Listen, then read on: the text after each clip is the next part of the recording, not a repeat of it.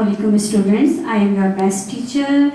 In last class I have taught you about some types of angles. Now today I will teach you a very interesting topic, recognize the angles and name the pairs of angles. इसमें इस तरह से है कि if there are two parallel lines, अगर दो parallel lines हैं, parallel lines आपको मालूम है वो lines होती हैं जिनका डिस्टेंस सेम रहता है, वो जितनी भी एक्सटेंड करते हैं उनका डिस्टेंस सेम रहता है. अगर ऐसी दो लाइंस हों उसको एक लाइन क्रॉस कर लो, ये लाइन कहलाएगी ट्रांसवर्सल लाइन और ये दो हैं parallel line. CD and AB are parallel lines, ये दो पैरेलल लाइंस हैं, इसको एक लाइन ने क्रॉस किया. Now you can see there are 8 angles. 8 angles बन गए. कौन कौन से? एक एंगल इन दो लाइन के दरमियान, हमने पढ़ा था ना, whenever two rays comes from the same point, ये सेम पॉइंट से दो रेज निकल गई, एक पॉइंट ये, एक एंगल ये बना, ये दो रेज निकली, एक एंगल ये बना. The same point of these two angle is this, they are making an angle here. Whenever these two rays come from this same point, they are making an angle here. D is an angle. इसी तरह से ये दो lines के दरमियान F बन रहा है, इन दो लाइंस के दरमियान G का एंगल बन रहा है, इन दो लाइंस के दरमियान E का एंगल बन रहा है और ये दो लाइंस H बना रही है. हम ये देख रहे हैं कि जब दो पैरेलल लाइंस को एक ट्रांसवर्सल ने क्रॉस किया तो 8 एंगल्स बन गए, ABCDEFGH. इन एंगल्स में आप ये देखें AB और FG दोनों पैरेलल लाइंस के अंदर है ना, they are called interior angle. Interior का मतलब ये होता है अंदर, अंदर की तरफ ये 4 एंगल है, A angle, B angle, F angle और G एंगल.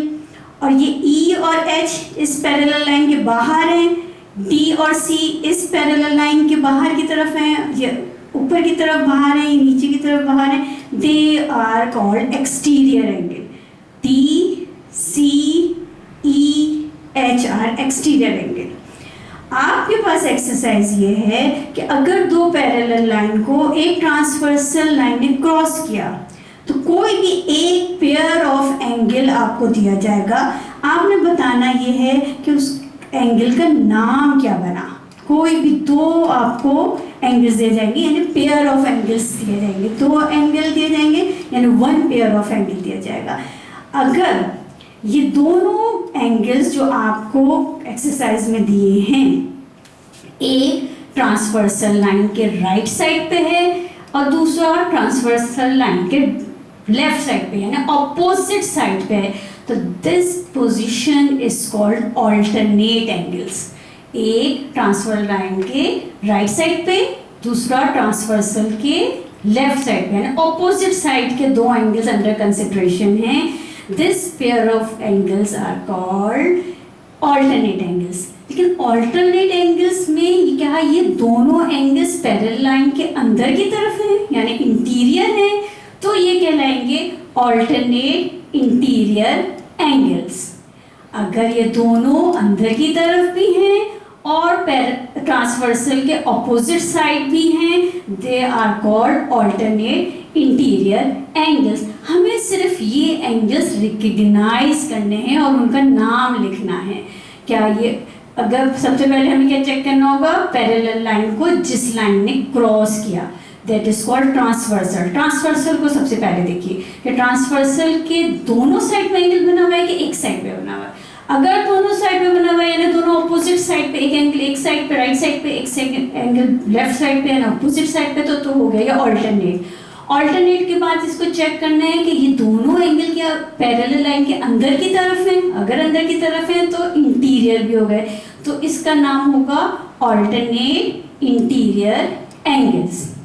सेकेंड फिगर जो आपकी एक्सरसाइज में बनी हुई है उसमें ये दो पैरेलल लाइंस है, इसको इस ट्रांसवर्सल ने क्रॉस किया. अब ये पेयर ऑफ एंगल गिवन है यानी ये दो एंगल्स गिवन है.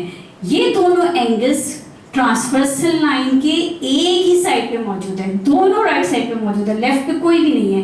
तो ऐसी पोजीशन जिसमें ट्रांसवर्सल लाइन के एक साइड एंगल्स मौजूद हों और दोनों ही इंटीरियर हो तो ये पोजीशन कहलाती है अलाइड एंगल्स। तो इस पेयर का नाम है अलाइड एंगल्स। अगर ट्रांसवर्सल लाइन के एक साइड पे तो एंगल्स मौजूद हो लेकिन एक इंटीरियर है, ये देखें दोनों पैरेलल लाइन के अंदर है एंगल, और ये इस पैरेलल लाइन के बाहर की तरफ है, ये एक्सटीरियर है। एक इंटीरियर एक एक्सटीरियर एंगल है, this position is called corresponding angles. Alternate angles transversal line के दोनों साइड में एंगल हो ऑपोजिट साइड्स पे। अगर इंटीरियर है तो ऑल्टरनेट इंटीरियर, अगर दोनों बाहर के हैं तो ऑल्टरनेट एक्सटीरियर हो जाएंगे। ट्रांसवर्सल लाइन के एक ही साइड में एंगल है और दोनों इंटीरियर हैं तो अलाइड। अगर ट्रांसवर्सल लाइन के एक ही साइड में एंगल है लेकिन एक इंटीरियर है एक एक्सटीरियर है तो कॉरस्पॉन्डिंग एंगल्स। बिल्कुल इसी तरह से और फिगर्स दी हुई हैं पेज नंबर 95 पे, और हमें गैस करना है name of the pair of angles. Now the fourth figure is parallel line और ट्रांसवर्सल लाइन के तो एक ही साइड पे है मौजूद दोनों एंगल्स, एक एक्सटीरियर है। देखिए इस पैरेलल लाइन को देखेंगे, पैरेलल लाइन के बाहर जा रहा है, ये वाला एंगल है। ये पैरेलल दोनों पैरेलल लाइन के अंदर है, ये इंटीरियर है। इंटीरियर एक एंगल है एक एक्सटीरियर है, तो ये वाली पोजीशन कहलाएगी कॉरस्पॉन्डिंग एंगल्स।